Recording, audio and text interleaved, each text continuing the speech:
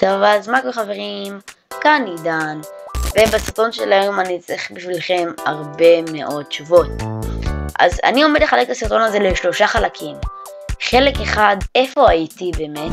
חלק 2, מה עומד להיות עם הערוץ? על מה אני עומד לעלות? חלק שלישי, זה הפתעה, אני לא עומד לספר לכם, תגלו בסוף. טוב, בואו נתחיל מהדבר הראשון. איפה הייתי כל הזמן הזה? מהחלק האחרון שעשיתי סרטון על המפה, שדווקא היה לי ממש כיף, אני חשבתי על מה עוד אני יכול לעלות, ארטקור, מפות וזה, ואז הגעתי לרעיון הבא.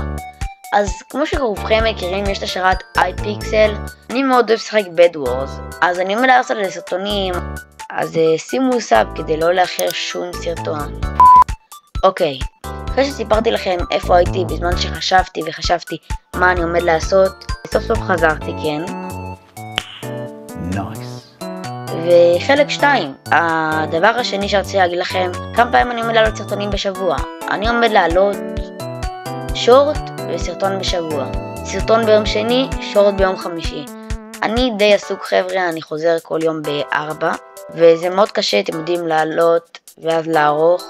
חלק השלישי, אני עומד עכשיו לעשות סקין חדש. אתם עומדים לראות אותו בעוד 3 שניות. אתם מוכנים? 3, 2, 1. אוקיי חברים, אז אני עם הסקין החדש שלי. סקין ממש טוב, אני גם חושב שהוא ממש מתאים לי. אתם יודעים איך שהוא נראה איקוני כזה, אני מאוד אוהב אותו. תראו לי בתגובות מה אתם חושבים עליו, אם אתם מעדיפים שאני אהיה איתו עם הסקין הקודם שלי. אז כן חבר'ה, זה היה הסרטון הממש קצר להיום. אמרתי לכם איפה הייתי, מה עומד לקרות, והנה הסקין החדש.